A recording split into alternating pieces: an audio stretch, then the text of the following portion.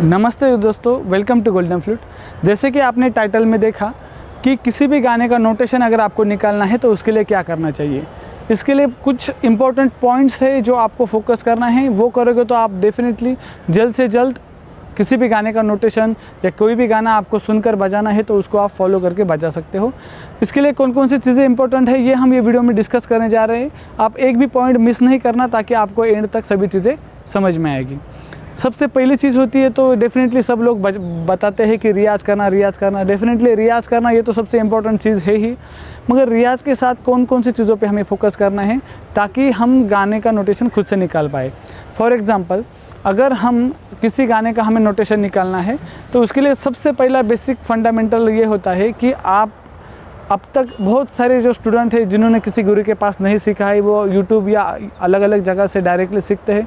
उन लोगों को ये चीज़ बिल्कुल पता नहीं होती कि किसी भी गाने का जब भी हम रियाज़ को बैठते हैं तो सबसे इम्पोर्टेंट पॉइंट कि हमें हमेशा तानपुरा लगा के प्रैक्टिस करना है। तानपुरा क्यों लगाना है? क्योंकि तानपुरा एक मास्टर का काम करता है कि आपका फ्लूट का साउंड किस तरह से निकलना चाहिए, उसके साथ आपका फ्लूट का साउंड और वो तानपुरा का साउंड सिंक्रोनाइज करना आपको आना चाहिए। इससे तानपुरा के साथ बजाने के इसके अलावा बहुत सारे बेनिफिट हैं, वो हम आके जाके उसका डिस्कस करेंगे। मगर आप एक सबसे पहली चीज़, इम्पोर्टेंट चीज़, आप लॉन्ग नोट की प्रैक्टिस करो या कोई गाने की प्रैक्टिस करो या राग की प्रैक्टिस करो, आप हमेशा तानपुरा लगा के रखना। इसमें बहुत बार ये चीज़ देखी गई है या मुझे बहुत जो स्टूडेंट लोग होते हैं उन्होंने बताया गया है कि हमें तानपुरा जब लगाते हैं तो टैंग टैंग जो बजता है वो हमें इरिटेटेड साउंड लगता है या हमें नहीं लगता कि उसके साथ प्रैक्टिस करें। तो दोस्तों होता ये है कि हमें जब बिगिनर होते तो उसको हम वो तानपुरा के साथ सिंक्रोनाइज़ नहीं कर पाते। इसकी वजह से हमें लगता है कि ये साउंड बजने से बेटर है कि मैं उसको बंद कर दूँ और ऐसे ही बजाऊँ। तो बाद में हमें आदत बन जाती है कि विदाउट तानपुरा के प्रैक्टिस करना। मगर आप मुझे कोई जो अच्छा बजाने वाला है उसको देखो, आप कभी विदाउट तानपुरे का कोई ट्यून नहीं बजाएगा। हर बार हमेशा पीछे तानपुरा लगा रहेगा। पंडित जी रहने दो या जो अच्छे बजाते लाइट म्यूज़िक या कोई भी रहने दो, पीछे हमेशा तानपुरा लगा रहता है। उसके पीछे का कारण ही यही होता है कि वो हमें बताता है कि आपका टोन है कितना बाहर जा रहा है और कितना अंदर चल रहा है। वो समझने के लिए डेफिनेटली टाइम ज़्यादा लगेगा, आपके कान तैयार होने चाहिए। मगर आप अभी से ही उसके साथ तानपुरा के साथ प्रैक्टिस करोगे तो आगे जाके आपको उसको समझ पाओगे। तो सबसे इम्पोर्टेंट क्या, आप जब भी प्रैक्टिस करोगे तानपुरा के साथ करना है, विदाउट तानपुरा कभी प्रैक्टिस नहीं करना है। आते हैं सेकंड चीज़ पर कि आपको अगर किसी भी गाने का नोटेशन निकालना है तो सबसे पहले इम्पोर्टेंट ये एक चीज़ होती है कि इसके पहले आपने कितने दिन का रियाज़ किया है या आप कितने दिन से फ्लूट बजाते हो। इसके ऊपर डिपेंड करेगा कि आप वो गाने का कौन से गाने तक का नोटेशन निकाल सकते हो। एग्ज़ाम्पल के तौर पे मैं आपको बताता हूँ। फॉर एग्ज़ाम्पल, आपने अगर किसी गाने का नोटेशन निकालना है या समझो आप एक्सरसाइज कर रहे हो, एटलीस्ट 4 to 5 मंथ हो गए हैं आपको और आपकी इच्छा है कोई गाने का नोटेशन निकाल लो, तो डेफिनेटली आप वो नहीं निकाल पाओगे क्योंकि उतने आपके कानों के ऊपर संस्कार नहीं हुए हैं या आपके उतने कान तैयार नहीं है कि आप किसी भी गाने का नोट को पकड़ पाए या वो कौन सा स्वर चल रहा है इस हिसाब से आपको यहाँ कौन सा स्वर लेना है वो आप समझ पाए। इसके अलावा इसमें ये भी चीज़ होता है, कोई लोगों को ये भी लगता है जब बिगिनर लेवल में होते हैं, मुझे भी तब जब मैं किसी के पास गाइड नहीं लेता था, किसी के पास नहीं सीखता था, तो मुझे भी ऐसा लगता था कि पर्टिकुलर ये समझो, आज जाने की जिद ना करो, ये गाने की लाइन है। तो मुझे भी तभी यही लगता था, अगर आज ये वर्ड को अगर निशा आ गया तो जब भी आज वर्ड आएगा तो निशा यूज करना है क्या? तो वर्ड का और नोटेशन का कुछ भी संबंध नहीं होता। वो सब डिपेंड करता है आपका टोन, आपका लय, आपका कौन सा नोट चल रहा है, कौन से लय पे है, वो उसी हिसाब से वो नोटेशन क्रिएट होता जाता है। तो वर्ड के मतलब सिंपल चीज़, कोई वर्ड के लिए पर्टिकुलर नोट नहीं रहता। अगर आज के लिए आपको निशा है तो दूसरी जगह पे निशा ही रहेगा, ये नहीं होता। ये बात पहले आप क्लियर कर लो। मैं आपको ये इतना डिटेल में इसलिए समझा रहा हूँ कि मैं ये कंसिडर करके चल रहा हूँ, आपको म्यूज़िक के बारे में ज़्यादा कुछ पता नहीं है, नहीं तो बहुत लोगों को लगेगा कि मैं कुछ बोरिंग एक्सप्लेन कर रहा हूँ। मगर ये जो मेरा एक्सपीरियंस मैंने आज तक लिया या जो मुझे सवाल आज तक पूछे गए उसी का भी मैं जवाब देने की कोशिश कर रहा हूँ। तो सेकंड चीज़ हमारी वो क्लियर हो गई कि किसी पर्टिकुलर वर्ड के लिए हम कोई नोटेशन फिक्स नहीं होता कि आज के लिए ये बजाना है या कल के लिए ये वर्डिंग है, तो वो नहीं होता। वो सब सिर्फ सारेगामापाधानिसा हमारे पास साथ ही तो सुर है, तो उसको हम बहुत बार जब सुनते हैं तो हमें लिंक लगने लगता है कि ये यहाँ से गाना कहाँ कैसे जाता है और इसको कैसे आगे लेना होता है।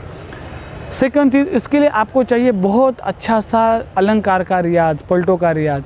अभी अलंकार और पलटे ये चीज़ ऐसी होती है, आप इसके साथ जितना रियाज करोगे, डेली का आप टारगेट पकड़ के चलना, 1 घंटे का आपका रियाज डेली का होना ही चाहिए। उसके बाद जब हम किसी भी इंस्ट्रूमेंट में आपको अगर कमांड करना है, अगर समझो आपको किसी भी गाने का नोटेशन निकालना है, उसमें फाइनली क्या होता है, सारेगामापधनिसा, यही 7 स्वर उसमें दिए जाते हैं। अगर आप पहले से आपका कमांड रहेगा उन सभी 7 स्वरों पे, आपके कान से आपने उतने बार सुना रहेगा या आपने उतना गाया रहेगा, या फ्लूट से आप जब बजाते हो आपने ध्यान दिया और सुना सारेगामापधनिसा, ये कितनी बार सुना है आपने, ये भी उसमें मैटर करता है कि आप पकड़ पाते हो कि अगला स्वर क्या आएगा। ये हुई सेकंड चीज़। उसके बाद थर्ड चीज़ पे हम आते हैं, अगर हमें किसी भी गाने का नोटेशन निकालना है तो उसमें इसमें दोस्तों थर्ड इंपॉर्टेंट जो चीज़ मैंने आपको बताया कि अलंकार का बहुत अच्छे से प्रैक्टिस करना है। स्टेप बाय स्टेप आप जितना प्रैक्टिस करोगे, जितने आपके कानों के ऊपर संस्कार हुए होंगे, उतना ही आप उसको पकड़ पाओगे और उसको समझ पाओगे। अभी चौथी चीज़ आती है कि आप कौन से लेवल में कौन से गाने को पकड़ने की कोशिश कर रहे हो। फॉर एग्ज़ाम्पल, अगर आप 5th स्टैंडर्ड में हो, बराबर, और आप अगर 10th स्टैंडर्ड की एग्ज़ाम देने जाओगे तो आप कभी पास होगे नहीं होगे। उसी तरह से आपको म्यूज़िक का कितना नॉलेज है और कितना आपके कान आपने तैयार किए गए हैं, कितना आपने तानपुर के साथ प्रैक्टिस किया है, कितने सालों से आप रियाज़ कर रहे हो, इस हिसाब से हम गाने को पकड़ सकते हैं। फॉर एग्ज़ाम्पल, आप अगर 2 साल से बजा रहे हो और आपने, तो इसी हिसाब से आप वो टाइप के गाने को पकड़ पाओगे जिसमें शुद्ध स्वर है, ज़्यादा लय, जिसकी टेम्पो जिसका फास्ट नहीं है, वो गाने आप पकड़ पाओगे। ओके, तो इस हिसाब से हमें गाने पकड़ना है। तो आप एकदम बेसिक हो तो आपको उस हिसाब से गाने आपको पकड़ना चाहिए, तभी जाके आपको उसका थोड़ा थोड़ा नोटेशन निकालते आएगा। नेक्स्ट पॉइंट इम्पोर्टेंट है सबसे ज़्यादा, कि आपको जब भी रियाज़ करोगे, मतलब समझो अभी आपको 3-4 महीने से आप बजा रहे हो, सरगम आपका ठीक से बजने लगा 200-250 BPM तक, अभी जाके आपको उसके साथ साथ रियाज़ होने के बाद 10 मिनट आपको देना है। अगर आपको इसमें भी मास्टरिटी करनी है कि किसी भी गाने का नोट सुन के तैयार करना है, 5 या 10 मिनट देना है। कोई सिंपल सा गाना लेना है, फॉर एग्जांपल एकदम बिगिनर रहोगे तो नेशनल एंथम लेना है। नेशनल एंथम लेने के बाद 1-2 बार उसको नोटेशन देख कर आपको ट्राई करना है। नोटेशन देखकर ट्राई करने के बाद आपको लगा कि आप उसको समझ गए थोड़ा सा, बाद में आप नोटबुक को क्लोज कर दो और आप अपने आप से कोशिश करो कि मैं उसका नोटेशन कैसे निकाल पाऊँ। तो आप कोशिश करोगे तो आपको पता चलेगा कि सारे ग ग ग ग ग ग रे ग म, उसके आगे क्या आएगा, तो आपको निकलेगा नहीं। तो आप थोड़ा सा कोशिश करना ग ग ग रे रे रे रे रे, तो जो भी नोट आएगा तो आप समझ पाओगे धीरे धीरे, तो वो जल्दी नहीं होने वाला। तो थोड़ा 1-2-3 स्वर मिल गया तो आपको पता चलेगा कि जब मेरा साउंड भी ऊपर जा रहा था तो नोट भी ऊपर का था, साउंड नीचे गया तो नोट भी नीचे आया। इस तरह से हमें उस पर पहले थोड़ा फोकस करना है कि सॉन्ग का नोटेशन किस तरह से डेवलप होता जाता है। फिर भी आपको प्रॉब्लम आया वो समझने में, तो आप बीच में फिर से एक बार वो नोटेशन को देख लेना, वो लाइन को देख लेना, फिर से नोट बंद करना और अपने मन से उसको निकालने की फिर से कोशिश करना। जब आप बार बार वो चीज़ करते जाओगे तो आपके दिमाग में एक उसका ट्रिक मिलता जाएगा कि कौन से स्वर के लिए किस टाइप का स्वर ऊपर जाता है या नीचे आता है। और अगर मैं किसी एक लेवल के बाद अगर गाना नहीं निकाल पाता तो क्यों नहीं निकाल पाता, मुझे शायद 2 स्वर स्किप करके बजा के देखना पड़ेगा या 1 स्वर स्किप करके बजा के देखना पड़ेगा, तब आपको पता चलेगा कि गाने का नोटेशन किस तरह से निकलना है। फ्लूट में थोड़ा ज़्यादा कॉम्प्लिकेटेड होता है बिगिनर लेवल में कि गाने का नोट मतलब नोटेशन निकालने के लिए। वही उसके अलावा अगर आप हारमोनियम की बात करें, हारमोनियम पे आप अगर सारे ग ग ग ग ग रे ग म तक गए और म के आगे क्या नोट है, तो उसके बाद आप म दबा के आगे एक ट्राई कर सकते हो। म दबा के रखोगे और आप प दबाओगे, लग रहा है कि मैच आगे वाला नोट लग रहा है, नहीं ध, एक करके हम उसको मैच कर सकते हैं, मगर फ्लूट में वो चीज़ नहीं कर सकते। तो इसलिए थोड़ा सा लिटिल बिट कॉम्प्लिकेटेड होता है फ्लूट में नोटेशन निकालना एज़ कम्पेयर टू हारमोनियम। मगर जब आपका अच्छा रियाज हो जाता है तो आपको कोई भी इंस्ट्रूमेंट रहने दो, आप आराम से सुनकर भी उसको निकाल पाओगे। तो मैंने जो चौथी इंपॉर्टेंट चीज़ बोली कि आपको थोड़ा रियाज करना शुरू करना है कि किसी भी पर्टिकुलर गाने का एक पकड़ के उसका खुद से नोटेशन निकालना है। और आप एकदम इजी सॉन्ग लो। आप अगर कोमल स्वर वाली कोई सॉन्ग लोगे जिसमें आपको शुद्ध स्वर के भी अभी पकड़ नहीं है और आप कोमल स्वर बजाने की कोशिश करोगे तो डेफिनेटली इसमें आपको सक्सेस मिलेगी नहीं और आप बोलोगे मेरे को तो आता ही नहीं, तो डेफिनेटली आएगा ही नहीं, क्योंकि कोमल स्वर आपके कानों ने कभी सुने नहीं तो वो कैसे पहचान पाएगी ये कोमल स्वर यहाँ पर लगेगा। सही बात है। तो इसके लिए सबसे पहले हम क्या करेंगे, हमें पहले नोट समझना है गाना समझना है कौन से लेवल, हमारा लेवल कौन सा है, उस हिसाब से हमें सिंपल गाना चूज़ करना है। आपका लेवल कोई भी होने दो, अगर आपको एकदम स्टार्ट से सीख रहे हो, मतलब आपको गाना नोटेशन निकालना सीखना है तो आप एकदम बेसिक गाने लो।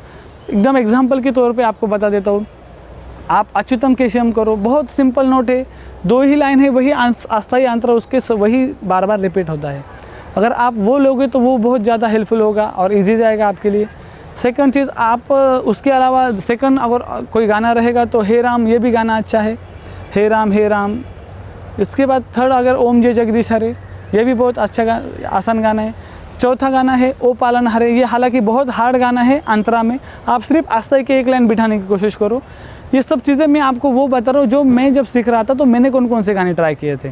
ओके, उसके अलावा आपको और कोई फेवरेट सॉन्ग है जो आपको बहुत अच्छा लगता है, ये आपके डिज़ायर रहता है हर एक का, मुझे ये गाना बजाना है, मुझे बहुत इच्छा है फ्लूट पे एक बार बजा के देखना है, तो ये गाने का फ्लूट कवर किसी ने डाला रहता है, बजाया रहता है, तो आप जाओ वो गाने को देखो कि उसने वो गाना स्टार्ट कहाँ से किया है। उसने गाना अगर स्टार्ट ग से किया है तो आप भी थोड़ा सा अपनी कोशिश करो, उसके थोड़ा फिंगरिंग देखो कहाँ से कहाँ रख रहा है, फिर आपको पता चलेगा हाँ मैं सही जा रहा हूँ। या आप खुद से डायरेक्ट गाना निकालने की कोशिश करोगे तो पहले तो आएगा ही नहीं, क्योंकि उतना स्वर ज्ञान नहीं है आपके पास। तो हम पहले क्या करेंगे, किसी को तो फॉलो करेंगे, थोड़ी सी उसकी आइडिया ले लेंगे, फिर हमें थोड़ा सा आइडिया आएगा, फिर आप उसको धीरे धीरे आगे कर सकते हो और आप उसमें अच्छे से कमांड लेके आ सकते हो उसी गाने में। तो ये सब इम्पोर्टेंट चीज़ें थी दोस्तों कि जो आपको अगर खुद से गाने का नोटेशन निकालना है तो इसके लिए आपके कान अच्छे से तैयार होना चाहिए, आपको पहले से थोड़ा रियाज़ करना चाहिए उसके साथ थोड़ा, और उससे भी बेटर जितना आप क्लासिकल का रियाज़ करोगे, क्लासिकल की प्रैक्टिस करोगे, मेन अलंकार पलटे इन सब चीज़ों पर जितना ज़्यादा फोकस करोगे, डेली का जितना प्रैक्टिस करोगे तानपुरा के साथ, आपके कान तैयार हो गए तो कान ही आपको बताएंगे आपका स्वर सही है या गलत है। इसमें सब काम किसका है, कान का। कान बताएंगे, कमांड देंगे ये गलत है आप फिंगर उठाओ या क्लोज करो। तो इसके लिए कान पे सबसे ज़्यादा काम करना है। उसके अलावा बेसिक जो फंडामेंटल मैं बोल रहा हूँ जिसको आपको क्लियर करना है, वो प्रैक्टिस क्या करना है, वो तो सबसे इंपॉर्टेंट चीज़ कि डेली की हमें प्रैक्टिस क्या करना है। तो डेली के हमें ये प्रैक्टिस करना है, आपको मैंने गोल्डन फ्लूट नाम का मेरा एक ऐप भी डिज़ाइन किया है, प्ले स्टोर पे जाके आप उसको डाउनलोड कर सकते हो। मैं डिस्क्रिप्शन में भी मेरे ऐप का लिंक दे दूंगा, वहाँ पे जाके आप मेरा ऐप डाउनलोड कर लो। ऐप में आपको पूरा कोर्सेज दिए हैं बेसिक से एडवांस तक, तो आपको उसमें से कोई भी जो कोर्स आपको अच्छा लगता है वो कोर्स ले लो। जो बेसिक से एक एडवांस कोर्स है, इसमें आपको ऑलमोस्ट बहुत सारी चीज़ें कवर की है। मैं खुद भी आज भी वही चीज़ों पे ज़्यादा फोकस करता हूँ, तो आप भी वही चीज़ों पे काम करोगे और वही चीज़ों को प्रैक्टिस डेली करोगे तो 101% आप 1 साल के अंदर कोई भी गाने का नोटेशन निकाल पाओगे। मगर मैंने जो कोर्स में जो टारगेट दिया है वो टारगेट आपको अचीव करना है, वो टारगेट तक पहुँचना है, फिर ही नेक्स्ट लेवल तक, नेक्स्ट लेसन को आपको पकड़ना है। ये करोगे तो डेफिनेटली आप किसी भी गाने का नोटेशन निकाल पाओगे, धीरे धीरे हार्ड गाने का भी नोटेशन निकाल पाओगे। आशा करता हूँ कि आपको मेरा वीडियो अच्छा लगा होगा। वीडियो अच्छा लगा होगा तो आप वीडियो को लाइक कर देना। अगर आपने मेरा वीडियो यहाँ तक देखा है तो आपके लिए मेरा कोई भी कोर्स अगर आप लोगे तो उस पर मैं आपको 300 रुपीज़ का ऑफ़ दूंगा। आप सिर्फ मुझे कमेंट में बताना या मुझे व्हाट्सअप करके बताना कि मैंने आपका एंड तक वीडियो देखा और आपको किसी कोर्स में 300 रुपीज़ ऑफ़ चाहिए, तो डेफिनेटली आपके लिए मैं वो ऑफ़ भी कर दूँगा। तो दोस्तों मिलते हैं अगले वीडियो में, अब तक के लिए बस इतना ही। जय हिंद, वंदे मातरम, जय श्री कृष्णा।